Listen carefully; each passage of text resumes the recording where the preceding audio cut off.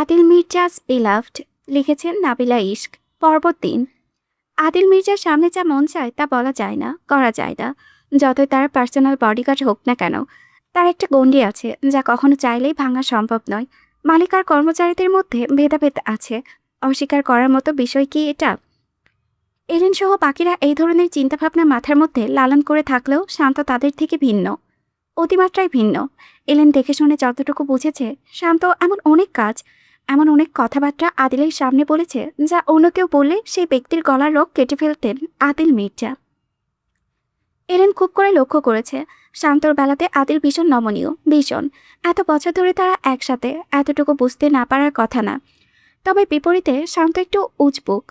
সেসব ছেলেটার মনোযোগ কম, ও সৎ ও সাহসী। আর সবচেয়ে বড় কথা, ও বসের বিষয়ে ভীষণ ভাবে। ব্যাপারটা রীতিমতো ব্যক্তিগত দিকেও চলে যায়। এই যেমন মিস রোজার ব্যাপারটাই বলাই যাক না কেন, একটু হদিস পায়নি এলেন সহ বাকিরা, অথচ শান্ত আগে থেকে বুঝতে পেরেছে, খোঁজ রেখেছে। কতটা খেয়াল করলে এমনটা বিষয় চোখে পড়ে। তাই তো তারা আজ ফিরছিল মির্জা ভাইয়ের উদ্দেশ্যে। তাদের গাড়িটা অন্যভাবে বলতে গেলে ৩ সিটের সারির অবস্থান এটাই। ড্রাইভিং সিটে স্বপন বসেছে, পাশে ক্লান্ত, মধ্যেটায় এলেন আর শান্ত। পেছনে আদিল একা বসে আছে, দুপা ছড়িয়ে। পেছনে তাদের আরও ৩টা গাড়ি। আদিলের চোখে মুখের অবস্থা সুবিধার না, গুরুতর বলা যেতে পারে। ওর মুখে তাকালেই তো এলেনের গলা শুকিয়ে আসে, একটা টু শব্দ করার সাহস হয় না। অথচ পিনপড়ত নীরবতা ভেঙে শান্তা হঠাৎ করে শব্দ করে হেসে উঠল। তার হাসির শব্দে যেন গাড়ির ভেতরটা কেঁপে উঠেছে। হাসতে হাসতে বেচারা শরীরটা শীতে দুর্বলভাবে এলিয়ে দিয়েছে। এলেন হাসতে পারে না, বরঞ্চ ভয়ে ভেতরটা চুপসে এইটুকুনি হয়ে গিয়েছে। ঠিক তার মুখের মতো। কোনো রকমে আর চোখে তাকালো। আদিল মির্জা গরম চোখে তাকিয়ে আছে, যেন এক্ষুনি শান্তকে চিবিয়ে চিবিয়ে খাবে। শান্ত কোনো রকম নিজের অট্টহাসি চেপে বলল, বস, আম সরি। কিন্তু বেচারা কদিন বোধ হয় ঘর ছেড়ে বেরোবে না, ভীষণ ভয় পেয়েছে বলেই আরেক চোট হাসলো। এলেন ভয়ে নিচের সিটে সিটিয়ে গেল। সে মোটেও মার খেতে চায় না। চোখ মুখ বুঝতেই তীব্র শব্দ হলো। ফাইলের বাড়ি পড়েছে শান্তর মাথায়, একটা না, দুটো। ব্যাস এতটুকুই। শান্তর মতো এমন দুঃসাহস অন্য কেউ দেখালে কি যে হতো। মার খেয়ে শান্ত ঠান্ডা হয়েছে ঠিক, তবে তার রঙ্গতামাশা কমেনি। ভীষণ গত ভাব নিয়ে আদিলের দিকে ফিরে প্রশ্ন করল, বস, আপনি ভোজপুরি গান শুনেছেন? আদিল চোখ গরম করে তাকালো উত্তরের বদলে। শান্তকে এতে মোটেও বিচলিত দেখালো না, বিন্দুমাত্র কমল না তার উত্তেজনা। আর উচ্ছ্বাস নিয়ে জানালো, বস, একটা ভোজপুরি গান আছে, গানটা আপনার সাথে মানাতে পারে, একটু শুনবেন? আদিল হ্যাঁ না কিছুই বলল না, বার্তাই দিল না। তাকালো উরুর ওপরে রাখা ল্যাপটপের উপরে। স্ক্রিনে ভাসছে গুরুত্বপূর্ণ তথ্য। অপরদিকে শান্ত ব্যস্ত গলায় আদেশ করেছে গান ছাড়ার। কার সাউন্ড সিস্টেম থেকে ক্লান্তকে দিয়ে গান চালিয়েছে। একটা গান বাজতে শুরু করেছে। নীরবতা ভাঙলো উচ্চধ্বনির গানে। শুনেও আদিল তাকালো না, পড়ল না চোখের পলক। শান্ত মিটিমিটি হাসতে গানের টোন শুনেই এলেন দু হাতে দুই চোখ চেপে নিজেকে একটুখানি করার চেষ্টা করেছে। ক্লান্ত আর স্বপ্নও অসহায়ভাবে মুখ চাওয়াচাই করে নিয়েছে। এমন সময়ে কিছু লিরিক্স ভেজে ওঠে, আপনি লাভার কো ধোকা দো, মুঝে ভি ডার্লিং মৌকা দো। শান্ত উচ্চস্বরে গানটার তাল মিলিয়ে গাইছিল। এহেন দু হাতের পেছনে নিঃশব্দে হাসছে। কাঁপছে তার কাঁধ। আদিলের হাতের আঙ্গুলগুলো স্তব্ধ হয়ে আছে অনেক আগে। সে হতভম্ব হয়ে লিরিক্সগুলো শুনছিল। এমন কথা বলে যে গানও গাইতে পারে, তা তো তার এই ৩৬ বছরের বয়সে জীবনে আজই প্রথম জানল। শান্ত ভাবনার মতো হেসে হেসে আবারও জিজ্ঞেস করল, বস, মনে হচ্ছে না আপনি আর মিস রোজা? বলতেই ফের ফাইলের আঘাত পড়ে শান্তর মাথায়। শান্ত আর্তনাদ করে মাথা বাঁচাতে আরেকটু সরে আসছে। ব্যাস এতটুকুই। এলিন সহ স্বপন ক্লান্ত যখন বুঝলো রাগ হয়নি বসের, উল্টো মজা পেয়েছে, ওরা অমনি শুরু করে দিল ইট্রামি। উচ্চ শব্দে গানের সাথে সাথে তাল মিলিয়ে খালি গলায় গাইতে শুরু করেছে। রোজার আজ ছুটির দিন। ভীষণ বেলা করে ঘুম ভেঙেছে। রক্ত লাল রঙের পদ্মার উড়ো উড়ির ফাঁক দিয়ে এক চিলতে রোদ এসে ছুঁয়ে যাচ্ছে তার সদ্য ঘুম ভাঙা মুখ জুড়ে। রোদটা তীক্ষ্ণভাবে চোখে লাগতেই পুরোপুরি চোখ জোড়া মেলে তাকালো রোজা। সোনালি উজ্জ্বলতা সামলাতে খানিকটা সময়ের প্রয়োজন পড়ে। দেওয়াল ঘড়ি কাটা ঘুরছে 12টা 19-এ। রোজা অলস ভঙ্গিতে বসে রইল। গতকাল রাতে দরজা লাগাতে ভুলে গিয়েছে। চাপানো দরজা খুলে হুড়হুড় করে এগিয়ে প্রবেশ করল নিপা বেগম। তার হাতে খুন্তি, চোখে মুখে আতঙ্ক, কথাও বলতে পারল না ভালোভাবে। হাতটা বাইরের দিকে তাক করে হা হা করছেন। রোজা ধরপড়িয়ে বিছানা থেকে নেমেই ছুটল। গায়ে তখনও হৃদির পছন্দের ডিজনি স্নো হোয়াইটে নাইট স্যুট। দরজাটা মেলে রাখা। দরজার সামনে হতবিহ্বল হয়ে দাঁড়িয়ে আছে আজিজুল সাহেব। পাশে উচ্ছ্বাস বদনে রাজু, ওর চোখ মুখ কিচমিচ করছে। বাইরে সারিবদ্ধভাবে নির্বিকারভাবে দাঁড়িয়ে আছে কালো পোশাকের বডিগার্ডস। শান্ত আর এলেনের হাত বড় বড় বক্স। রোজা আশ্চর্য হয়ে গেল। কিছু বলার আগেই শান্ত ভীষণ বিনয়ী ভঙ্গিতে এগিয়ে এলো ভেতরে। হাতের চার কোণের রাজকীয় বক্সটা এগিয়ে ধরে বলল, মিস রোজা, আপনার জন্য স্পেশাল ইনভিটেশন কার্ড বক্স। আগামীকাল প্রিন্সেসের জন্মদিন। আপনি বিশেষভাবে আমন্ত্রিত। প্রিন্সেসে আপনার অপেক্ষায় থাকবে। সময়ের আগে চলে এলে কৃতজ্ঞ থাকব। রোজা বক্সটা নিল। এলেন, স্বপন সহ বাকিরা নিজেদের হাতের উপহারের বক্সগুলো সুন্দরভাবে ভেতরে রেখে পুনরায় দরজার সামনে গিয়ে দাঁড়িয়েছে। শান্ত মিষ্টি করে হেসে বলল, তাহলে আসি মিস রোজা, আগামীকাল দেখা হচ্ছে। রোজা মাথা দোলালো। ভেতরে এসে আর বসতে বলল না। সে জানে তারা বসবে না, সম্ভব না। শান্ত এলেন বাকিদের নিয়ে নিঃশব্দে বেরিয়ে গেল। রোজা দরজা লাগিয়ে ফিরতেই নিপা বেগম আতকে উঠে বললেন, একটু বসতেও তো বললি না। রোজা অসহায়ভাবে মাথা দুলিয়ে বলল, বসবে না মা, এমন রুলস নেই, ওসব তুমি বুঝবে না। রোজাকে জবুথুবু মেরে বসলো সোফায়। কাঠ বক্সটা খুলল। ভীষণ চমৎকারভাবে বানানো হয়েছে। বড় লোকদের সব পরলোকি কারবার। তাদের পুরো পরিবারকে দাওয়াত করা হয়েছে। কার্ডের ভেতরে হৃদির ভীষণ মিষ্টি একটা ছবি কার্টুন আকারে দেওয়া হয়েছে। রোজা আনমনা ছবির উপরে হাত বোলালো, মৃদু হাসলো। বাচ্চাটার আগামীকাল জন্মদিন, 6 অক্টোবর। অথচ সে এখনো সিদ্ধান্ত নিতে পারেনি কি দেবে। সবই তো আছে। রোজা নিজের 29 বছরের জীবনে যা দেখেনি, তাও ওই বাচ্চা মেয়েটা অতটুকু বয়সে দেখে নিয়েছে। এমন একজনকে কি দেওয়া যায়? ইতিমধ্যে রাজু বক্সগুলোতে নজর বুলিয়ে চিৎকার করে উঠেছে। ওর চিৎকারে বাড়িঘর তুঙ্গে। রাজু একটা বক্স বুকে জড়িয়ে প্রায় কেঁদেই ফেলল। আপু দেখো, এইটাই আমার নাম লেখা। This is for me. রোজা এসে উঠে দাঁড়ালো। সত্যি সত্যি রাজুর নাম লেখা। শুধু রাজুর নয়, আজিজুল সাহেব, নিপা বেগমের নামেও বক্স আছে। শেষের বড় বক্সে লাল রঙের বক্সে রোজার নাম লেখা। রোজা এটা তুলে ধরল না। বাবা মা ভাইয়ের আনন্দ দিশাহারা করতে বক্স উন্মোচন কর্মকাণ্ডখানা দেখল। নিপা বেগমের জন্য জামদানি শাড়ি সাদা রঙের, পার কালো। আজিজুল সাহেবের কালো সাদার মিচেলের থ্রি-পিস স্যুট। একই রকম রাজুরও। রাজু ভীষণ খুশি। কাপড় চোপড় নিয়ে নিজের রুমে চলে গেল হন্তদন্ত ভঙ্গিতে। এতক্ষণ ধরে নিজের কাপড় কোলে নিয়ে হাসতে থাকা নিপা বেগম এবারে মেয়ের দিকে চেয়ে চমকে উঠে বললেন, কিরে মা, তোরটা খুলবি না? রোজা অনিচ্ছুকভাবে বক্সটা তুলে নিল হাতে। সোফায় বসে খুলল। একটা জর্জেটের কারচুপি করা শাড়ি, লাল রঙের। রোজা ধরে বুঝতে পারে জর্জেটের কোয়ালিটি চমৎকার। এত মসৃণ আর নরম, ছুলে মনে হচ্ছে গলে যাবে। দামি জিনিসটাই এমন, দেখলে ছুলে বোঝা যায়। তবে লাল কেন? থিম তো সাদা কালো, শুধু তারটা লাল কেন? নাকি লালও আছে সে জানে না। রোজার অবশ্য সেদিকে মাথা ঘামানোর সময় রইল না। তাকে এখন বেরোতে হবে রীতির জন্য শপিং করতে। অনেক কিছু, অনেক অনেক কিছু। রোজা নিজের গাড়ি আছে, ড্রাইভিং লাইসেন্সও আছে। কাজের অছিলায় নিজের গাড়ির প্রয়োজন হয় না বলে নিজের গাড়িটা চালানোই হয় না একরকম। ছুটির দিনগুলোতে যতটুকু সে বেরোবে তখনই গাড়ি বের করা হয়। যেমন আজ নিপা বেগম আর রাজুকে নিয়ে বেরিয়েছে। তার গাড়িটা লাল রঙের, বরাবরই লাল রঙের ওপর অবসেসড সে। ছোটবেলা থেকে কাপড় চোপড়ের মধ্যে লাল রঙের ছড়াছড়ি। নিপা বেগম প্রায়শই গল্প করেন, ছোট্ট রোজা লাল রঙের কিছু পেলেই আনন্দে কাঁদত। এমন একটা সাদা কালো ছবিও আছে, আজিজুল সাহেব একটা ফ্রেমে করে রেখেছেন। মাঝে মধ্যে ছবিটা দেখেন আর দীর্ঘশ্বাস ফেলেন। রাস্তায় জ্যাম পড়েছে, বিশ্রী রকমের জ্যাম। ঢাকা শহরে অলিতে গলিতে 10 মিনিটের রাস্তাটুকু পেরোতে আধ ঘন্টা সময় লেগে যায়। রীতির জন্য শপিং করে ফিরতে ফিরতে রাতের 11টা। রীতির পাশাপাশি রোজা নিপা বেগমের পছন্দের দুটো শাড়ি কিনে নিয়েছে। রাজুকে 2 জোড়া জুতো কিনে দিয়েছে। আজিজুল সাহেবের জন্য একটা চমৎকার পাঞ্জাবি এনেছে। ফেরার পথে রোজার মনে হয়েছিল তার গাড়িকেও ফলো করছে। এই অনুভূতিটা বাড়ি ফিরেও মস্তিষ্ক থেকে সরেনি। কেমন বারবার মনে হচ্ছিল ওই কালো গাড়িটা একান্তভাবে তার গাড়িকে ফলো করেছে। কিন্তু কেন করবে? কে করবে? একজোড়া ধূসর রঙা গাঢ় চোখ। মস্তিষ্ক একটা নামে জপল, আদিল মির্জা। কিন্তু কেন? রোজার ভেতরটা পুনরায় অস্বস্তিতে আছাটে হয়ে এলো। পুনরাবৃত্ত হলো এক একটি ঘটনার, বিশেষ করে ওই দৃশ্য। সেই হৃদের ঠোঁটের ডান কোণে চুমু খাওয়ার কিছুক্ষণের মধ্যেই একইভাবে একই স্থানে আদিল মির্জার চুমু খাওয়া। রোজা পাগলের মতো মাথা দোলালো, নিজেকে বোঝালো হয়তোবা তার মনের ভুল, তেমন কিছুই নয়। তার মতো সাধারণ একজনের পেছনে এতটা গুরুত্ব কি সে দেবে?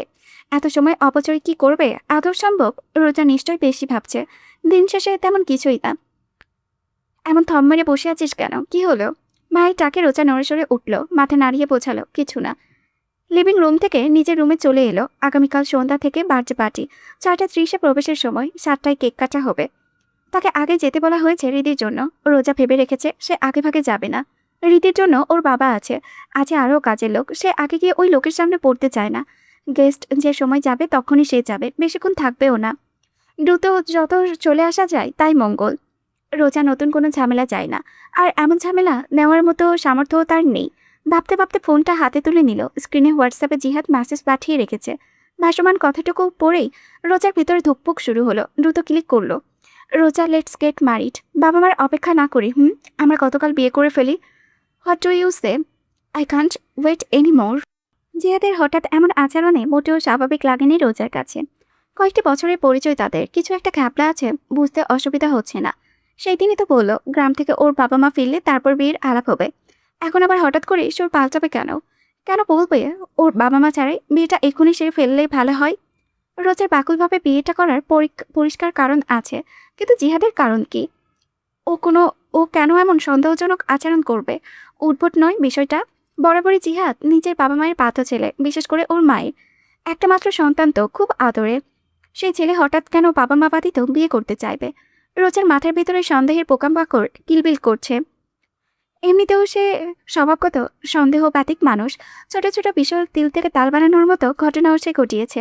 আপাতত ভীষণ অশান্তিতে দম বন্ধ হয়ে আসছে, বুকের ভেতরে ধরপড় করছে। গাঁটটা বাম দিকে ঘুরিয়ে সময়টা দেখে নিল। রাতের 2:26। আগামীকাল হৃদির জন্য ভীষণ গুরুত্বপূর্ণ দিন। বাচ্চাটা আর আশা করে থাকবে জন্মদিনে যে তাকে যেতেই হবে, না হলে আজ ভোরেই সে রওনা হতো জিহাদের বাসার উদ্দেশ্যে।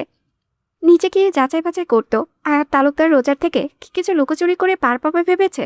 অসম্ভব। আজকের দিন সহ আগামীকাল শুধু যাক। সে হাত ধুয়ে নামবে, প্রয়োজনে জিহাদের গ্রামে যাবে। রোজা শুধু মনে প্রাণে আশা করেছে, প্রার্থনা করেছে তার সন্দেহ বিন্দুমাত্র স্পর্শ যেন জিহাদের ভেতরে না থাকে। সে খুব করে চায় তাদের বিয়েটা হোক, সুন্দর একটা সংসার হোক জিহাদের স্বপ্নের সাথে, যে তারও অনেক স্বপ্ন জড়িয়ে। রাতভর আলোচনা করে তাদের ভবিষ্যৎ কল্পনা, তাদের স্বপ্নগুলো আকাঙ্ক্ষাগুলো মিথ্যে না হোক। ফোনটা পাচ্ছে। রোজা তাকালো পাশে। ফোনটা লাল রঙের, বালিশটার ওপাশে। স্ক্রিনে ভাসছে জিহাদের নাম্বার। অনবরত কল করেই যাচ্ছে। ভীষণ মরিয়া লাগছে ওকে। কেন? এতে তো তার সন্দেহের মাত্রা ঘূর্ণিঝড়ে রূপান্তরিত হচ্ছে। ওকে বুঝতে পারছে না, চেনে না রোজাকে, জানে না সে অল্পতেই সন্দেহের জালে ফেসে যায়। এতগুলো কলের একটাও কল রোজা ধরল না। তাকালো জানালার দিকে। স্লাইড করা কাজটা, পর্দার সরানো, মৃদু বাতাস প্রবেশ করছে। চারটা দেখা যাচ্ছে, অর্ধখণ্ডিত চাঁদের চারিপাশে জ্বলজ্বল করছে তারাদের সমাবেশ। চোখ বুজে দীর্ঘশ্বাস ফেলে রোজা ফোনটা বন্ধ করে রাখে। মাথাটা এলিয়ে দেয় নরম বালিশে। আগামীকালের জন্য ভালোভাবে যত্ন নেওয়া চুলগুলো মৃদু ভেজা ছাড়া ব্রাউন রঙের চুলগুলো ছাড়িয়ে পড়লো লাল বেডশিটে। মাথার উপরে কালো রঙের ফ্যানটা ঘুরছে। দৃষ্টি দিয়ে তার দিকে সাইড টেবিলে। হৃদির সাথে তার ছবিটা ভীষণ আগের, পরিবর্তন করে নতুন করে লাগানোটা দরকার। ভাবতে ভাবতে ক্লান্ত চোখ দুটো বুঝতেই চোখে ভেসে হৃদির মুখটিখানি। সেদিন ফেরার পথে মেয়েটা আধঘুমন্ত অবস্থাতেই তাকে গভীর কণ্ঠে বারবার করে বলেছিল, আমি অপেক্ষায় থাকবো snow white, don't be late. খবরদার। রোজা হেসে ফেলল ওর অমন বাচ্চা বাচ্চা কণ্ঠের গাম্ভীর্যতায়। প্রশ্ন করলো মিহি কণ্ঠে, লেট হলে কি করবে তুমি? রীতি আরও গম্ভীর হয়ে বলল, মাই ড্যাড হ্যাজ আ গান। তখন প্রায় রোজার চোয়াল ঝুলে এসেছিল। আশ্চর্যের শিখরে পৌঁছে তাকে আতঙ্কে প্রশ্ন করেছিল, তুমি আমাকে শ্যুট করতে চাও? রীতি ঘুমের সাগরে তলিয়ে যেতে যেতে আওড়ালো, ড্যাডকে বলবো স্নো হোয়াইটকে গান দেখিয়ে ধরে আনতে। ভয় পেয়ে আর যেতেই চাইবে না আমাকে ছেড়ে। রোজা ফিক করে হেসে উঠল বাচ্চা বাচ্চা কণ্ঠের কথাগুলো মনে পড়ে। পর মুহূর্তে বিরক্তও হলো। রক্তের কথা শক্তি, তাই না? যেমন বাপ তেমনই মেয়ে। এতটুকু বয়সে সেও বুঝে ফেলেছে বাবা মেয়ে দুটোই বিপজ্জনক। সকালবেলার স্নিগ্ধ নীরবতা ভাঙল নিপা বেগমের অভিযোগের সুরে। না খেতে খেতেই অমন কাঠের মতো বানিয়েছে শরীরটা, ফু দিলেই মনে হয় উড়ে যাবে। খাওয়া দাওয়ার কোনো শৃঙ্খলা নেই। বাজে কয়টা, এখনো ঘুমোচ্ছে। খেয়ে তারপর না হয় ঘুমা, তা না, রাজু খাচ্ছে। পরোটা গরুর ঝোলে ডুবিয়ে মুখে পড়তে নিয়ে মাথা না তুলেই বলে, চিকন মা না, ওটা জিরো ফিগার, ডায়েট মেনটেন করে বানাতে হয়। তেলে বেগুনে জ্বলে ওঠে নিপা বেগম। হাতের কাছে থাকা ছেলের মাথায় শক্ত করে থাবড়া বসালেন। রাজু আতঙ্কে উঠে মাথাটা সরিয়ে পুনরায় খাওয়ায় মন বসালো। আজ তার মন ভালো, ভীষণ খুশি সে। মায়ের মারধরও আজ অমৃত লাগছে। নিপা বেগম চেঁচিয়ে যাচ্ছেন, অসভ্যর ঘরে অসভ্য, এসব কি কথা? জিরো ফিগারের তুই কি বুঝিস রে? রাজু চোখ তুলে তাকালো বেকুবের মতো। মা, এটা 2025, আর আমি বাচ্চা না। এটা বুঝবা না? তোমার মেয়ের ডায়েট চার্টের ওপরেই বড় করে লেখা, আ journey to have a zero figure. Raju বাম হাতের আঙ্গুল দিয়ে জিরো বানিয়ে দেখালো। নিপা বেগম পুনরায় হাত তুলতেই প্লেট নিয়ে ঝড়ের বেগে সরে এলো বেচারি। আজিজুল সাহেব হাসলেন শব্দ করে। এতে নিপা বেগম আরও খেপলেন। কিছুক্ষণ গলা উঁচিয়ে চেঁচামেচি করে স্বামীকে 2-4টে কথা বলিয়ে শুনিয়ে তবেই শান্ত হলেন।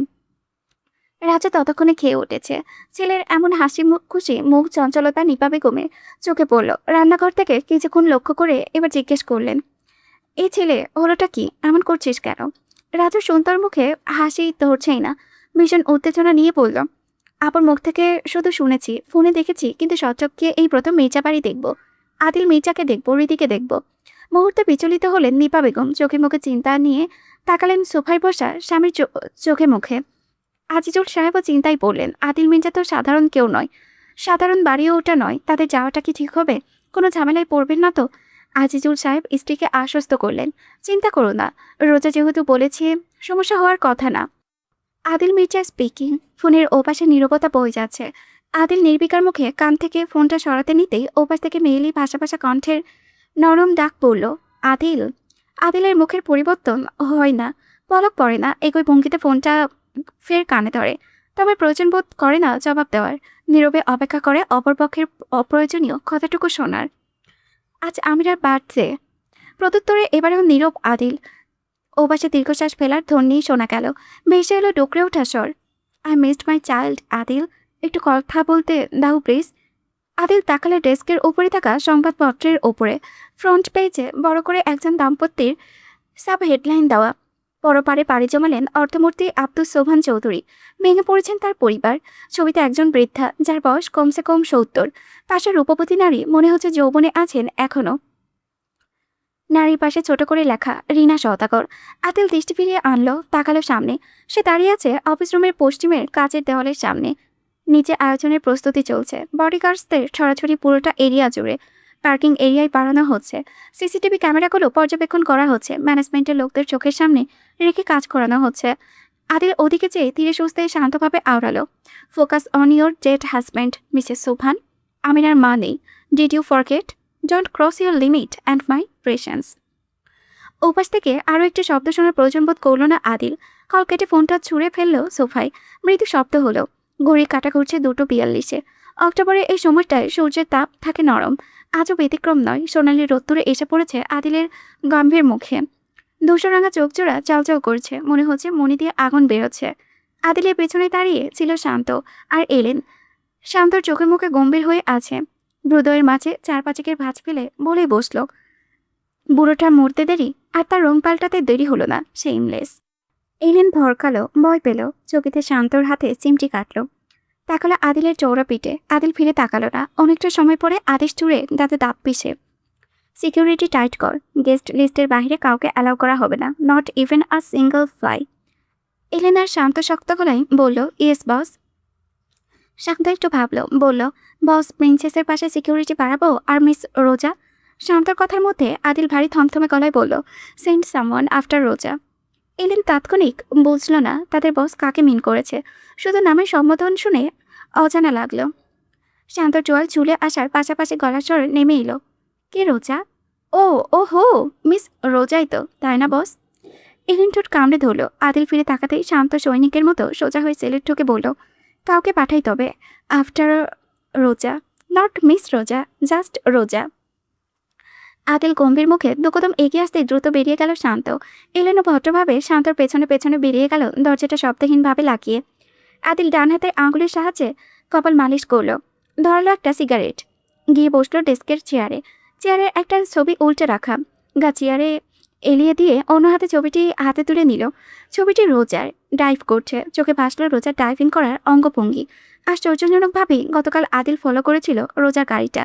তার কোনো ইন্টেনশন ছিল না। হঠাৎ সামনে পড়েছে লাল রঙের গাড়িতে সানগ্লাস চোখে দিয়ে ড্রাইভ করতে থাকা রোজাকে অন্যরকম লাগছিল। মির্জা বাড়িতে দৃষ্টি নুইয়ে চলা রোজা থেকে ভিন্ন। রীতিকে বাঁচানোর সময় যেই তেজস্বী রূপ দেখিয়েছিল, ওটাই বিদ্যমান থাকে যখন ড্রাইভ করে। আকর্ষণীয় লাগছিল।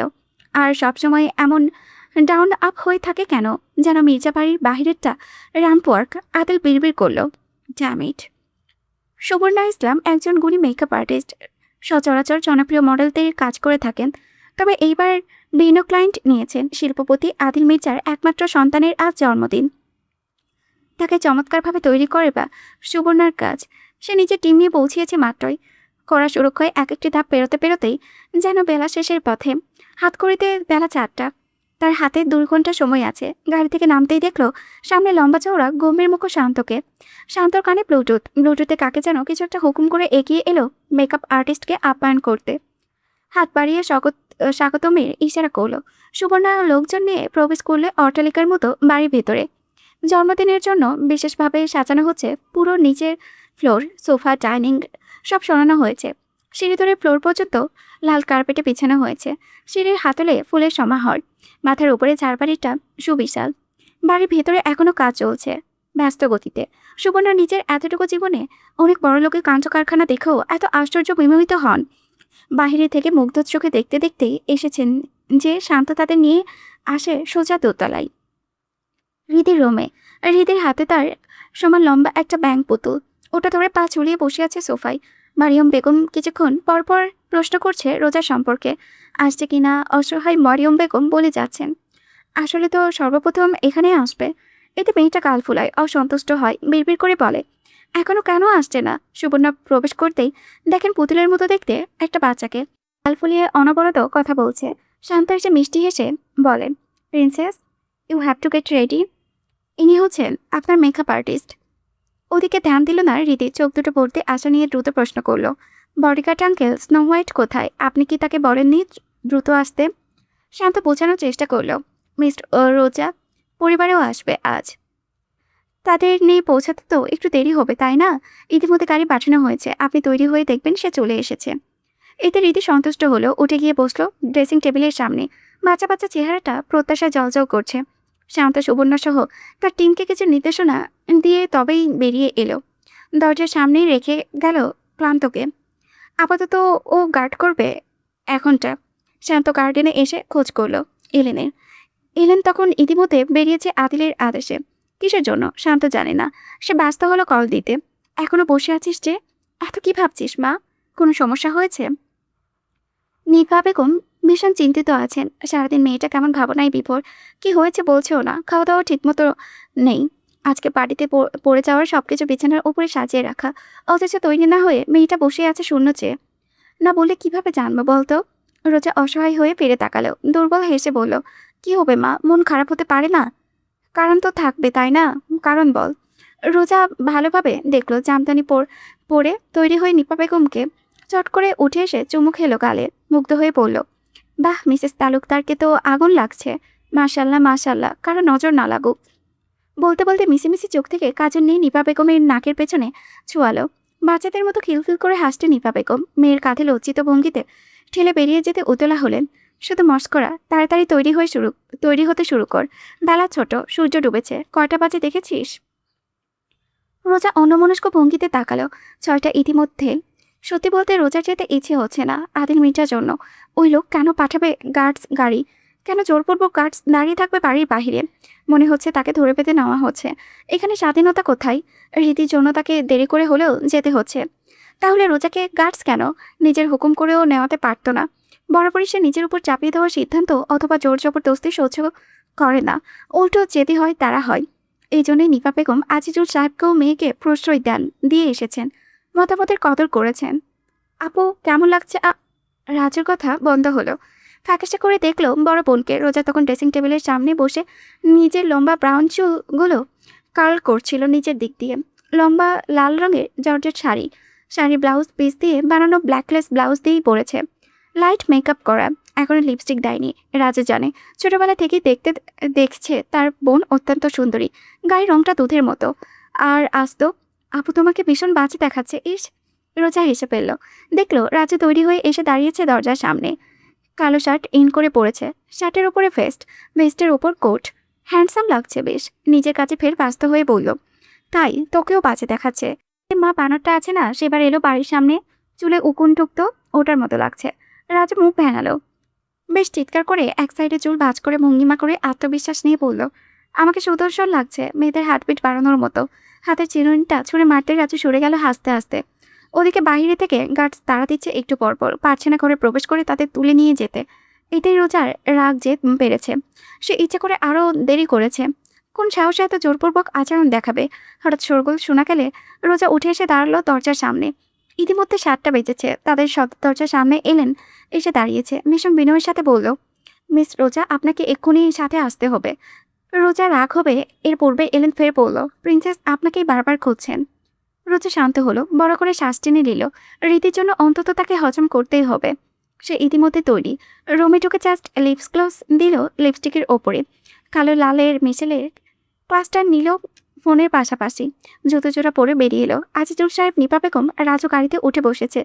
এলেন আগ্রহের সাথে মেলে ধরেছে গাড়ির দরজা। তখন অবচেতন একবার চোখ তুলে তাকালেও দ্বিতীয়বার থেকে আর একবারও চোখ তুলে তাকায়নি। মাথা নত করে রেখেছে। রোজা এই বিষয়গুলো ভীষণ ভালো লাগে। গাড়িতে উঠে বসতে দেরি, চালাতে নয়। হাওয়ার বেগে ড্রাইভ করছেন। করবে না? জেদের বসে এসে আসলেই দেরি করেছে। রীতি নিশ্চয়ই রাগ করবে, কিন্তু ও তো বাচ্চা মানুষ, কম বোঝে। রোজা বাহিরের মানুষ, দিন শেষে এতটা ঘনিষ্ঠতা এমন দিনেও কি মানায়? দিকে কিছুটা উদ্বিগ্ন লাগছে। বিচলিতভাবে আড়ে আড়ে তাকাচ্ছে, চাইছে বাহিরের দিকে। সম্ভবত অনেক মানুষের উপস্থিতি অনুভব করে বর্গে গিয়েছে বাচ্চাটা। স্বাভাবিক, ও তো অনেক মানুষের মধ্যে থাকেনি, থাকতে দেয়নি আদিল। সর্বদা করা পাহারায় রেখেছে। এজন্য পরিচিতিদের বাইরের কাউকে দেখলে মেয়েটা মিয়ে যায়, উদ্বিগ্ন হয়ে পড়ে, অপছন্দ করে। আদিল বুঝে নাই মুহূর্তে। দু পায়ের তলার ওপরে ভর ছেড়ে বসে আছে মেয়ের সামনে।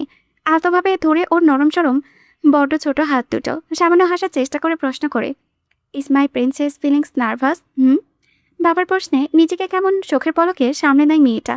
ও বরাবরই বাবার সামনে বাহাদুরি দেখাতে ভালোবাসে। বড়দের মতো বুকটা চওড়া করে বলে, তুমি আছো তো। আদিল মৃদু হাসে। মেয়ের কপালে চুমু এঁকে আওড়ায়, that's more like my girl. Riti ভুলে যায় কিছুক্ষণ আগের উদ্বিগ্নতা। বারবার প্রশংসার মনে উচ্ছ্বাস এনে দেয়। দ্রুত ঘুরে ফিরে দেখায় পরনের সৌন্দর্য। সুন্দর পারবে গাউনটি। গাউনটি আদিল ফ্রান্স থেকে আনিয়েছে। হট পিঙ্ক রঙের, কাপড়টা শাটিন। বুকুর দিকে স্টোন সিকোয়েন্স গিলিটার দিয়ে সাজানো। কোমরের থেকে নিচ অবধি ফেয়ার আর নিচে নেমে শুয়েছে জমিন।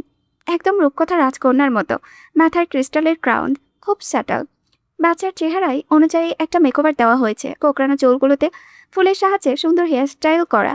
সব মিলিয়ে ফেয়ারি টেলের প্রিন্সেস লাগছে। আদিল মুগ্ধ হয়। পেছনে দাঁড়িয়ে শান্তর উদ্দেশ্য বলে, মেকআপ আর্টিস্ট ডিটা করছো, পে হার মোর। শান্ত টিটকণ্ঠে প্রত্যুত্তর করল, ওকে বস। আজ ওর পরনে পুরো কালো রঙের স্যুট।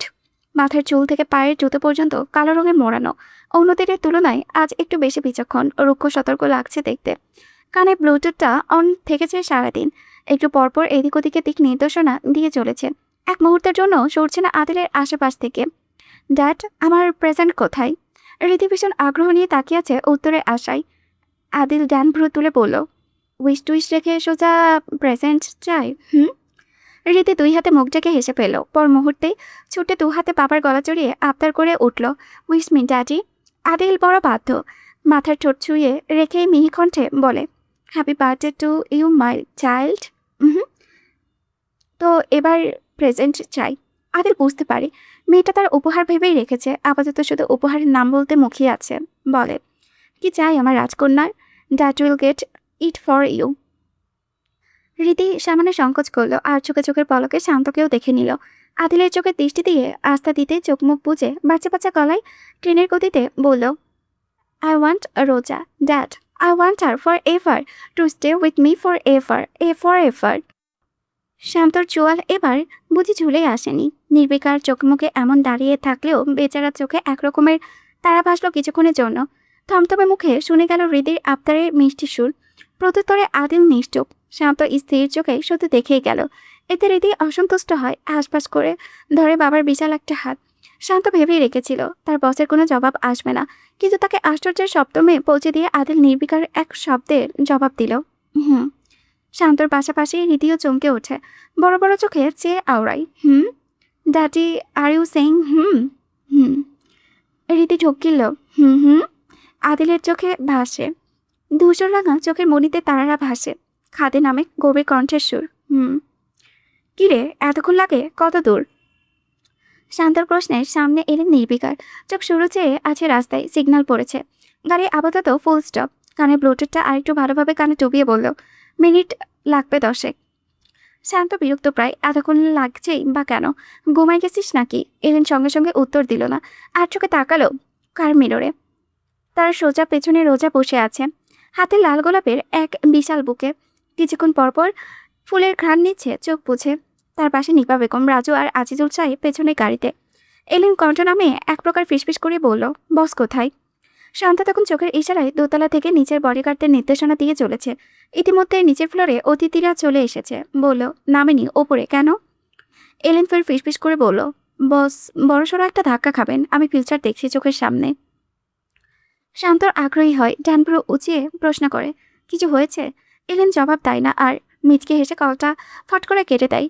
সে আজীবন অনেক সুন্দরী নারী দেখেছে, অনেক।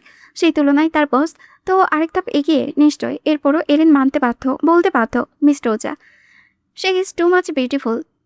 আর সে আজ করতে পারছে। তার বসের ভাবনাও হয়তো বা একই, বা তার চেয়েও বেশি হবে। বসের ধারণার বাহিরে মনে হয়, তার কল্পনারও বাহিরে, আর সহ্য সীমানার বাহিরে নিশ্চয়। প্রবেশপথ ছিল শক্ত পাহারা। গেস্ট লিস্টের বাহিরে একটা মানুষের ঢোকার অনুমতি পেল না। যিনি অতিথি তার সাথেও কেউ হলো না। অর্থাৎ লিস্টে আপনার নাম আছে মানে শুধু আপনি প্রবেশের অনুমতি পাচ্ছেন। পার্কিং এরিয়া জুড়ে সব নামি দামি গাড়ির সারি, বাল্বের আলোয় চারিপাশটা উজ্জ্বল। রোজাদের গাড়ি প্রবেশ করছে মির্জা বাড়ির ভেতরে, সরু পথ ধরে আসছে বাড়ির ফটকের দিকে। ক্লান্ত চটচলতি গাড়িটি এগিয়ে এসে ব্যাকসিটের দরজা মেলে ধরল। চকচকে লাল রঙের উঁচু জুতো সজ্জিত ডান পাটা এসে স্পর্শ করলো চকচকে সরু পথ। শাড়ির লম্বা আঁচল সামলে বেরিয়ে এলো রোজা। মাথাটা একটু নুইয়ে ভেতর থেকে ফুলের তোড়াটা হাতে তুলে নিল। সোজা হয়ে এবারে তাকালো চতুর্দিকে। সে আস্তে আস্তে দেখছে সজ্জিত পথ। গাছদের গায়েও লাইটিং করা হয়েছে। বাগান এরিয়া জুড়ে অনেক অপরিচিত মুখের অধিপত্তি। আপাতত অনেকের দৃষ্টি এদিকে। রোজা সামান্য কুণ্ঠিত বোধ করে দৃষ্টিগুলো অনুভব করলো। ভেতরে অন্যরকম ভয় কাজ করছে। সোটাম দেহের সব লম্বা চওড়া পুরুষদের ভীষণ বিত্তশালী বলেই মনে হলো। সেখানে রোজা একটা পিঁপড়ে মাত্র, যে কারো পায়ের তলে পিষে যেতে পারে। আর তাদের আগ্রহী দৃষ্টি তার ওপরে। হঠাৎ এলেন এসে ভীষণ দায়িত্ববোধ নিয়ে দাঁড়িয়েছে রোজার সামনে। একরকম সবার দৃষ্টি আড়াল করে দাঁড়ানো যাকে বলে। হাতের ইশারা দিয়ে প্রবেশের জন্য বলে, মিস রোজা প্লিজ। আজিজুল সাহেব নিপা বেগম গাড়ি থেকে নেমে তাজ্জব বনে গেল। পরপর সংকোচবোধ করেছে। তাদের কল্পনার চেয়েও বিত্তশালী অবস্থা সব। ভয় তাদের শরীর আটসাট হয়ে এসেছে। অন্যদিকে রাজু ভীষণ চঞ্চল। সবটা কৌতূহল নিয়ে দেখছে। তার পাশে বডিগার্ড না থাকলেও এতক্ষণ ওদিকটা হেঁটে হেঁটে দেখত। নিপা বেগম ছেলের হাত পা পুজে ফেলেছেন। চট করে ধরলেন ওর হাত, নিজের সাথে টেনে নিয়ে হাঁটা ধরলেন স্বামীর পেছন পেছন। আজিজুল সাহেব কাছ ধরে হেঁটে এসেছে, দাঁড়িয়েছেন মেয়ের পাশে। রোজা তখন পরিবার নিয়ে প্রবেশ করলো ভেতরে। কিছুক্ষণের জন্য চিনতেই পারল না ভেতরটা। নিচের পুরো ফ্লোরের দৃশ্যই পরিবর্তিত হয়েছে। 3-4 জনের গ্রুপের জন্য ছোটখাটো টেবিল চেয়ার বসানো হয়েছে আধুনিকভাবে। মৃদু আওয়াজ টোন বাজছে। চারিপাশে কার্টুন এরিয়া, ওখানটায় ডিজনিল্যান্ডের মতো সাজানো। সিঁড়িপথে রেড কার্পেট, সিঁড়ি হাতল ফুল দিয়ে সাজানো। মধ্যে বিশাল ডিজনি কেক দাঁড় করানো। আনাচে কানাচে আলোয় ভর্তি, সবটা দিনের আলোর মতো। রাজু মুগ্ধ হয়ে বড় বোনের হাতটা টেনে ধরল। উত্তেজনায় ও চোখে মুখে চলচল করছে। রোজা নিজেও ভারী আশ্চর্য হয়েছে। দীর্ঘশ্বাস পেলে নিজের মনে আওড়ালো, বড় লোকদের সব বড় লোকই ব্যাপার স্যাপার। এলেন পেছনেই দাঁড়িয়েছিল। মাথাটা নুইয়ে আলতো গলায় প্রশ্ন করল, কিছু বললেন মিস রোজা? রোজা আর চোখে চেয়ে চুপসে যাওয়া গলায় বলল, কিছু না। এলেন হাতের ইশারায় একটা পাশের টেবিল চেয়ারে দেখিয়ে আজিজুল সাহেব, নিপা বেগম এবং রাজুকে উদ্দেশ্য করে বলল, তাদের তাদের তবে বসিয়ে দিই। রোজা মাথা তুলিয়ে সম্মতি দেয়। সে আশেপাশে চেয়ে হৃদের খোঁজ করে। অবশ্য এদিকে মেয়েটা থাকলে তার খোঁজ করার প্রয়োজনও পড়তো না। পাখির মতো উড়ে আসতো। ভেবে হেসে ফেলল নিঃশব্দে, বাকল হয়ে ওকে দেখার জন্য। এও বুঝতে পারে বাচ্চাকাল এখনও নামেনি। এক পর্যায়ে খেয়াল করে এলেন সরছে না, নড়ছেও না, চুপচাপ তার পেছনে দাঁড়িয়ে আছে। হঠাৎ ব্লুটুথে ফুসু ফুসু করছে। এলেন এমন পাহারা দেওয়া অস্তিত্ব যেমন রোজাকে ভরকাছে, তেমনি উপস্থিত অনেককে। ঘুরে ফিরে অনেক এদিকটাতেও কিঞ্চিত কৌতূহলী হয়। রোজা চেষ্টা করেছে দৃষ্টিগুলো অগ্রাহ্য করার। চাপা গলায় এ যাত্রায় প্রশ্ন করল এলেনের উদ্দেশ্যে, আপনার কোনো কাজ নেই? এলেন ভদ্রতার সোজা জবাব, আমার কাজই করছি। হ্যাঁ? রোজা বুঝতে পারল না তার পেছনে দাঁড়িয়ে থেকে কি কাজ করছে। কেমন কাজ এটা? যতটুকু সে জানে, এলেন আদিল মির্জার দুহাতের এক হাত। ওই হাত এখানে থাকার মানে আছে। এমনিতেও তো বডিগার্ড দিয়ে ভর্তি। রোজা আর ভাবতে পারেনি হলরুমের বাতিগুলো সব বন্ধ হয়ে কিছুক্ষণের জন্য জ্বলে ওঠে সিঁড়ির বাতি। জন্মদিনের একটা টোন বাজছে এ যাত্রায়। সিঁড়ি একদম মাথায় এসে দাঁড়িয়েছে রীতি। পরপর তার পেছনে এসে দাঁড়িয়েছে আদিল। রীতির হাত ধরে নামছে ধীরে সুস্থে। রোজা মুগ্ধ হয় এক দৃষ্টিতে দেখে পুতুলের মতো বাচ্চাটিকে। মিষ্টি করে হেসে হেসে নামছে। এই মুহূর্তে সকল বাতি ফের জ্বলে ওঠে। রীতি নিচেই তাকিয়েছিল। সিঁড়ি বেয়ে নামতে নামতে খুঁজছিল কাউকে তার চোখ জোড়ায়। রোজাকে দেখতে পেয়েই কেমন চঞ্চল হয়ে ওঠে, উচ্ছ্বাস নিয়ে ডেকে ওঠে মুহূর্তেই, স্নো হোয়াইট।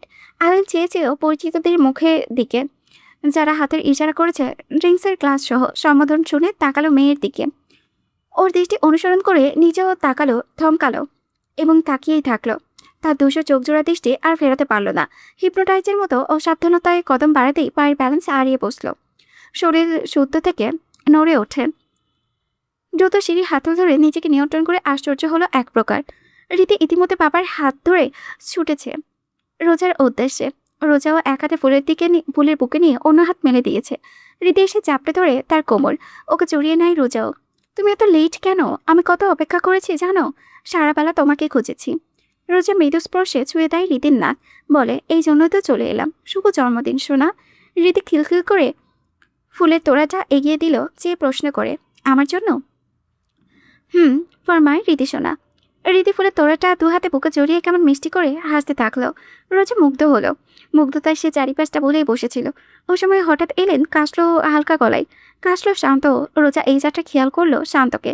কখন এসে দাঁড়িয়েছে এখানে। পরপরই একজোড়া কড়া দৃষ্টি অনুভব করে মাথা তুলতেই থমকে গেল। দৃষ্টিতে দৃষ্টি মেলাতেই শিউরে উঠল। আনমনা বিচলিত হলো। অদূরে আদিল এখনো দাঁড়িয়ে আছে। দৃষ্টি এখানেই, এখানে না, ঠিক তার ওপর। রোজা আর দৃষ্টি তুলে তাকায় না, আর সাহস করে না। কেমন গা ছমছম করছে তার। রীতি হাতটা বাড়িয়ে দিলে আলতোভাবে ধরে ছোট হাতটা ধরে দৃষ্টি রীতিতেই রেখে দাঁড়িয়ে থাকে। বুঝতে পারে, অনুভব করে আদিল মির্জা এদিকে এগিয়ে আসছে। রোজা দেখতে পাচ্ছে কালো জুতো জোড়া তার সামনে এসে থামতেই রোজা অনিচ্ছুক হয়েও মুখে খোলে, শুভ ইভিনিং স্যার। আদিল প্রত্যুত্তর শব্দ করে হাসে। এরপর একটু সময় নিয়ে বলতে নাই। ইউ। রোজা চোখ তুলে তাকাই। আদিল গাম্ভীর্য মুখে শেষ বাক্য করল, লুক নাইস। রোজা শরীর শক্ত হয়ে আসে, স্পষ্ট দেখলো। বাক্যটুকু বলতে বলতে আপাত মস্তক তাকেই দেখলো। অসভ্য লোকটা। তার কপালে গুটি কয়েক ভাঁজ পড়ল। অসন্তুষ্ট হলো। এক ধরনের প্রশংসা আদিল মির্জার মুখ থেকেই বিরক্তিকর শোনালো তার কাছে। সে বিরক্ত হয়েছে, তার চোখে মুখে স্পষ্ট। এই জন্যই দৃষ্টি নামায়, মুখ লোকায়। ভাগ্যের সামনে একটা বিত্তশালী কেউ একজন, নইলে দুটো খুশিতে রোজা চটপট বসিয়ে দিত। এককালে কত ছেলে পেলে সে মেরেছে, তার তো অগুন্তি। আদিল অবশ্য বেশিক্ষণ দাঁড়ায়নি, মেয়েকে নিয়ে সরে গিয়েছে। অতিথিদের সাথে কৌশল বিনিময় করেছে, মেয়েকে পরিচয় করিয়ে দিয়েছে। রোজার ওদিকে তাকালো না, রীতিকেও দেখার চেষ্টা করলো না। সে ভুলেও চোখ অব্দি মেলাতে চায় না ওই লোকটার সাথে। কেক কাটা হলেই সে পরিবার নিয়ে বেরিয়ে যাবে। অথচ পুরোটার সময় রোজা উপলব্ধি করেছিল কড়া দৃষ্টি। কেউ তাকে দেখছে, এমন অনুভূতি তাকে নিয়ে দিয়েছে। রোজা আলতো হাতে ছাড়লো আঁচল পেছন দিয়ে টেনে ডান হাতে এনে ধরে। তাকায় বাবা মায়ের টেবিলের দিকে। নিপা বেগম আর রাজু ভাল করে চেয়ে আছে। রীতি যেদিকটাই ওদিকটাই সম্ভবত। ওদের তো ভীষণ আগ্রহ ছিল বাচ্চাটাকে সামনাসামনি দেখার। টেবিলের থেকে একটু দূরে ধ্রুব দাঁড়িয়ে আছে। সম্ভবত সে দেখাশোনা করছে ওই দিকটা। রোজা কদম বাড়ালো বাবা মায়ের দিকে, উদ্দেশ্য বসবে, কিন্তু সে সুযোগ হয় না। পেছন থেকে এলেন ধীর গলায় বলল, মিস রোজা, কেক কাটা হবে এখন। রোজা বুঝতে পারে কেক কাটা হবে মানে তো সামনে দাঁড়াতে হবে। বসে লাভ নাই। এক মুহূর্তের জন্য অগত্যা দাঁড়িয়ে থাকে, পর্যবেক্ষণ করে হাতের বড় ডার্ক রেড রঙা নেইলসগুলো। ওই সময় রীতিও ডাক পড়ল, স্নো হোয়াইট আসো। রোজা তাকালো মিষ্টি বাচ্চাটির দিকে। বাবার হাত ধরে সামনে হাত বাড়িয়ে ডাকছে। রোজা ইশারায় বোঝালো সে ওখানে যাবে না। তা মানল না মেয়েটা, ফের ডাকলো, আসো না আসো। বাধ্য হয়ে রোজা এগোয় কয়েক কদম। অনেকে এসে গোল হয়ে দাঁড়িয়েছে এক জায়গায়। রোজা দাঁড়িয়েছে মস্ত বড় কেকটার সামনে।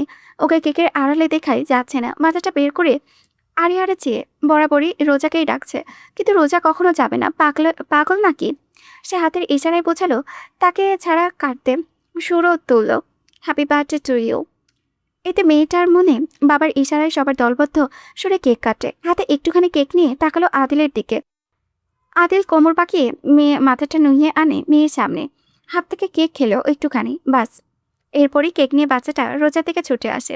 রোজা অসহায় হয়, আবেগে অতপূর্ল। তার ভেতরে অন্যরকমের অনুভূতি ঘূর্ণিঝড় বইছে। রীতি চঞ্চল হতে বাধ্যভাবে মাথা নুইয়ে খেলো একটুখানি। নিজেও ওর হাত থেকে একটু নিয়ে খাইয়ে দিল। ফিসফিস করে জানালো, হ্যাপি বার্থডে সোনা। জবাবে কেক মাখা ঠোঁট দুটো রীতি বসিয়ে দিল রোজার ঠোঁটে। স্নো হোয়াইট, তোমাকে একদম ডবল লাগছে। আমি তো চোখ সরাতেই পারছি না। You are so beautiful. Roza হেসে ফেললো ফিক করে। ফিসফিস করে বলল, তোমাকে লিটল বারবি লাগছে, বারবি ডল। রাজু রোজার পেছনেই ছিল। এই যাত্রায় বেরিয়ে এলো পেছন থেকে সামনে, কেমন ভাবলার মতো মুগ্ধ চোখে চেয়ে থেকে বলল, হাই। রীতি চোখ পিটপিট করে তাকালো, থমথমে মুখে পুরো রাজুকে অগ্রাহ্য করলো। দৃষ্টি ফিরিয়ে আবারও রোজার দিকে তাকিয়ে হাসলো। রাজু আশ্চর্য, হতভম্ব। রোজা এতে আরো হাসি পেল, হাসি আটকে বলল, শোনা, দিস ইজ মাই ব্রাদার। এভাবে বোধহয় মেয়েটা আগ্রহ পেল। ভালোভাবে তাকালো রাজুর দিকে, মিষ্টি করে হেসে ডাকলো, হ্যালো আঙ্কেল। রাজু উচ্ছ্বাসে ফেটে পড়ল, ভীষণ বাকুল হয়ে আলাপ করার চেষ্টা করলো। ওর যে পিচিটাকে ভীষণ ভালো লাগছে, কেমন পুতুল পুতুল দেখতে, অথচ রীতির মোটেও আলাপ করার আগ্রহ নেই। ও রোজার কাছে থাকতেই আগ্রহী, ঘুরে ফিরে বারবার রোজার আঁচলের তলায় ঢুকেছে। রোজা রাজুর আপন বোন না হলে ভেবেই ফেলতো এই মেয়েটা তার বোনের মেয়ে, এতটুকু ভেবে সে জিপাতি দাঁত কাটলো। ইস! রোজা সহস্র চেষ্টা করেও দ্রুত বেরোনোর পথ পেল না। রীতি পিছুই ছাড়ছে না। এরপর একটু পরপর এসে লেপ্টে আছে পাশে। বড় বড় চোখে দেখছে নিপা বেগম, আজিজুল সাহেব আর রাজুকে। তাদের পরিচয় জানতে পেরে মেয়েটা তো তখন ভীষণ আগ্রহী। নিপা বেগমের সাথে তালেও মিলিয়েছে, বারবার জিজ্ঞেস করেছে, তুমি স্নো হোয়াইটকে কোথা থেকে এনেছো? রোজার তখন এত হাসি পেল, মায়া হলো ভীষণ।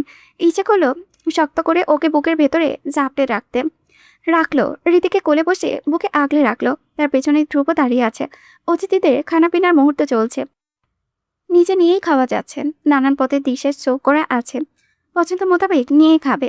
এমন রোজা খিদে নেই, সে খাবে না। নিপা বেগম, আজিজুল সাহেব আর রাজু খেয়ে নিচ্ছে। এই যাত্রায় মারিয়ম বেগমকেও সে দেখতে পেল। সে একাই এসেছে, সাহায্য করছে সবকিছুতে। নিচে এক পাকে এসে কথা বলে গেল। রীতির চোখ দুটো ঘুমে পুজে আসছে। আদিল অনেকক্ষণ আগে মেয়েকে নিজে খাইয়েছে, বড় মুসলি সেই মধ্যেই। এই তো ওদিকটায় বসেছিল কয়েকজনকে নিয়ে, কেমন আলাপ করতে করতে মেয়েকে কোলে বসিয়ে খাওয়ালো। ব্যাপারটা না চাইতেও রোজাকে মুগ্ধ করেছে। নিজের মেয়ের প্রতি আদিল মির্জার দায়িত্ববোধ, ভালোবাসা বরাবরই রোজাকে আজ প্রল্য করাই। এমন গভীর মানুষটার এমন সফট দিক আছে, কল্পনাও করা যায় না। রোজা পারে না, তাই যতবার দেখে আশ্চর্য হয়, মুগ্ধ হয়। ঘুমাবো? রোজা তাকালো, রীতি পায়ে ঘুমেই পড়িয়েছে। বলল, এই তো মারিয়ম আন্টি, সে নিয়ে যাক রোমে, গিয়ে শুয়ে পড়ো কেমন? গুম গুম করতে বাচ্চাটা আবদার করে গেল। তুমি চলো আমার সাথে। রোজা বাধ্য হয়। নিপা বেগমকে জানিয়ে রীতিকে কোলে নিয়ে উঠে দাঁড়ালো, সিঁড়ি ধরলো। শাড়ি পরে ওকে কোলে নিয়ে উঠতেই হিমশিম খেলেও অবশেষে পারলো উঠে আসতে। রীতির রুমে এসে ওকে বিছানায় শুয়ে দিল। নিজের পাশে বসে ঘুম পাড়ানোর মতো বুকে আদর করতে থাকলো। রীতি ঘুমের মধ্যেও একটু পরপর বলছে, স্নো হোয়াইট তুমি চেয়েও না। রোজা মিহিকণ্ঠে আউড়ে যায়, আমি আছি, ঘুমাও। সময় করাচ্ছে তো করাচ্ছই। রীতির গা থেকে হাত সরালে মেয়েটা পিটপিট করে চোখ মেলে চাইছে, কি পিছু। দেখতে দেখতে বেশ দেরি হলো। অবশেষে মেয়েটা গম্ভীর ঘুমে আচ্ছন্ন হলো। রোজা ঘড়ির দিকে তাকালো, রাতের 12টা। তার মাথায় হাত। বাবা মা এখনো অপেক্ষা করছে নিশ্চয়। ইস! রোজা তাড়াতাড়ি বেরোয় রুম ছেড়ে। উপর থেকে উকি দিয়ে দেখলো পুরো ফ্লোর ফাঁকা, একটা মানুষ মাত্র নেই। আশ্চর্য! অতিথিরা না হয়ে ফিরেছে, তার পরিবার কোথায়? রোজা হঠাৎ সতর্ক হলো, কিছু একটা অনুভব করে পিছু চাইতেই দেখলো আদিল নেমেছে ওপর থেকে। তার হাতে মদের গ্লাস, পেছনে শান্ত এলেন। রোজা শান্তভাবে দাঁড়ায়। আদিল সিঁড়িগুলো পেয়ে নামতেই বলে, প্রিন্সেস ঘুমিয়েছে স্যার, দেরি হচ্ছে, আমার ফ্যামিলি অপেক্ষা করছে, আমি যাচ্ছি, গুড নাইট। আর সেকেন্ড সে দাঁড়ালো না, দ্রুত সিঁড়ি বেয়ে নামতে চাইলো। এড়াতে চাইলো ওই অদ্ভুত দৃষ্টি, তাকে সহ্য করে তোলা লোকটার উপস্থিতি। অথচ আদিলের এক বাক্যে সে ভরকে গেল, তারা ফিরে গিয়েছে। রোজা চমকে ফিরে তাকালো, চাইলে শাড়ির সাথে এই হিল স্পর্শ করে শরীর সহ বেঁকে আসে। মুখ থুবড়ে পড়তে নিতেই ঝড়ে বেঁকে আদিল এসে ধরল। এই সেই ধরে না, গভীরভাবে ধরা যাকে বলে। তার পুরুষালী রুক্ষ অভদ্র ডান হাতটা সোজা গিয়ে পড়েছে রোজার লতানো শীর্ণ কোমরে। পেটের কাছটায় স্পর্শ পেতেই রোজা চমকে ওঠে, মুখে মেঘ জমে। বাধ্যগত হওয়ায় আগে দু হাতে আদিলকে বুকে ঠেলে সরিয়ে দিতে চাইলে আবারও পড়তে নাই হুড়মুড়িয়ে। আদিল চোখ নাড়ায়, এবার ধরে আরও দৃঢ়, আরও শক্ত করে। এক ঝটকায় টেনে এনে চেপে ধরে তার শক্তপোক্ত বুকের সাথে। নরম জায়গাটুকু ছুঁয়ে যেন মস্তিষ্ক কাজ করা বন্ধ করে দেয় এক মুহূর্তের জন্য। কেমন অবাধ্যের মতো আঙ্গুলগুলো নিচে নিচে নড়ে, গভীরভাবে ছোঁয় উদম ধবধবে ফর্সা পেটের অংশটুকু। রোজার মাথার ভেতরটা পুরোপুরি ব্ল্যাঙ্ক হয়ে আছে। পর মুহূর্তেই নিস্তব্ধতা ভেঙে চরের তীব্র শব্দ। পেছনে এলেন আর শান্ত পর্যন্ত কেঁপে ওঠে, হা হয়ে আসে তাদের মুখ। রোজা চর মেরে আর দাঁড়ালো না, তার শরীর কাঁপছে থরথর করে।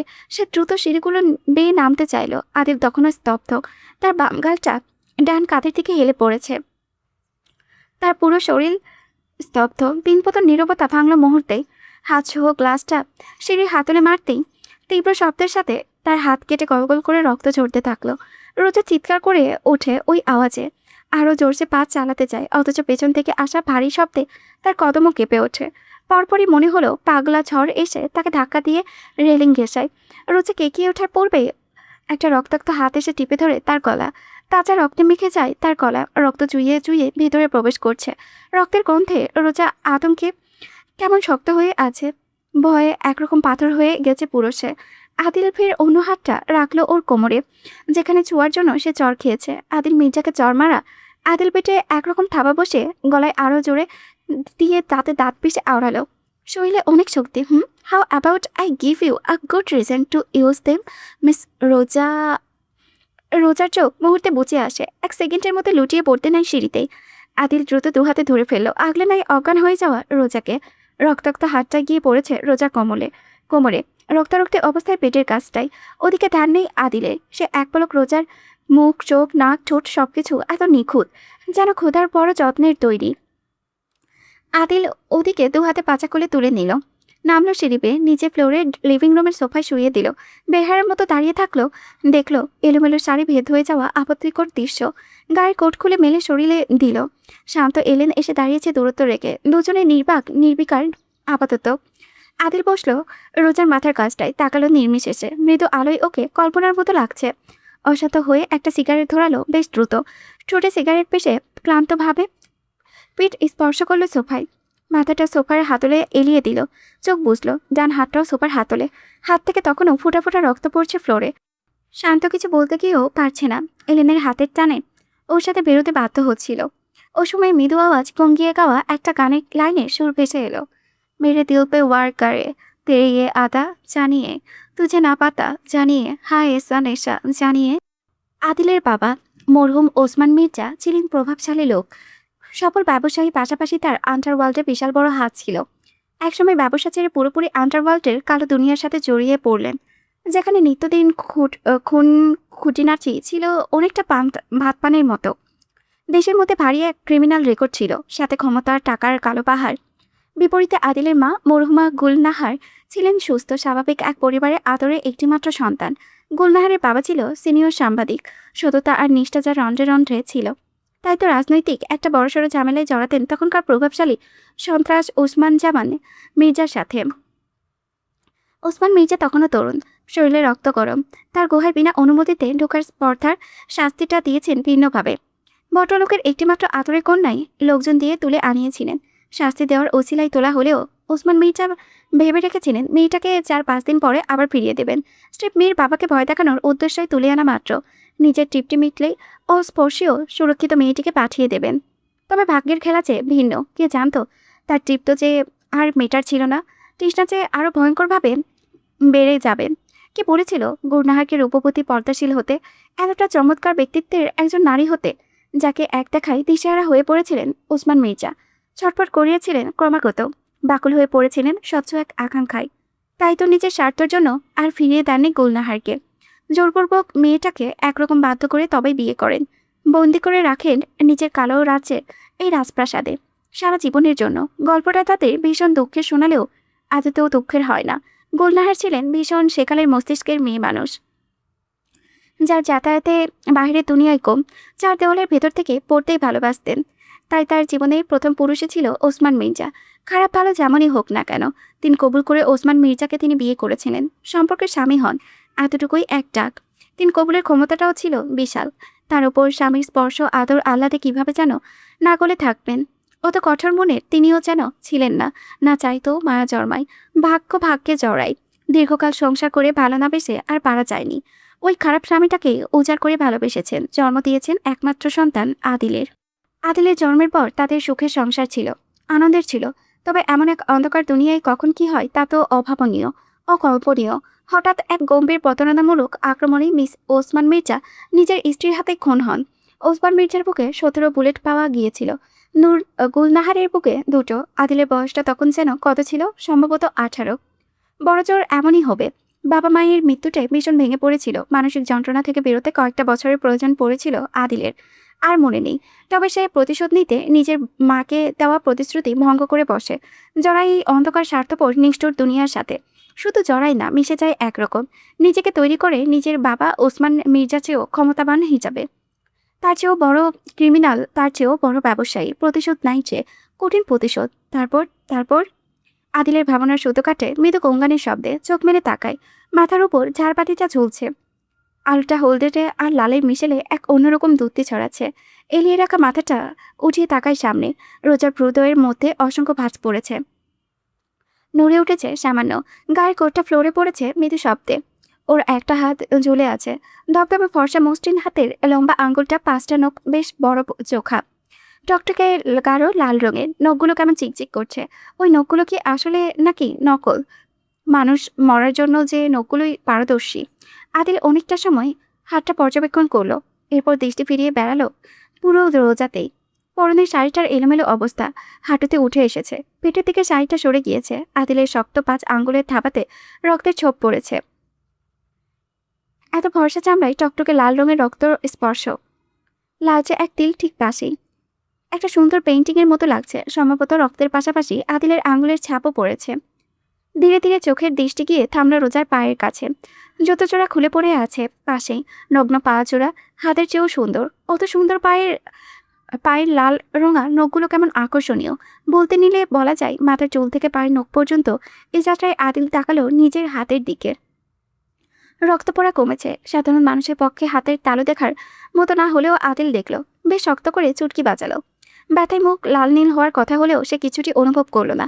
পিনপতন নীরবতা ভাঙতে তার খসখসে আঙ্গুলের চুটকির শব্দটুকুই যেন অনেক। রোজা আরও গভীরভাবে নড়ে, ফিসফিস করে কিসব বকে আধো আধো চোখ মেলে যায়। ফের চোখ বোঝে, ফের চোখ মেলে যায়। নিজের অবস্থা নিয়ে ভীষণ সন্দিহান যেমন।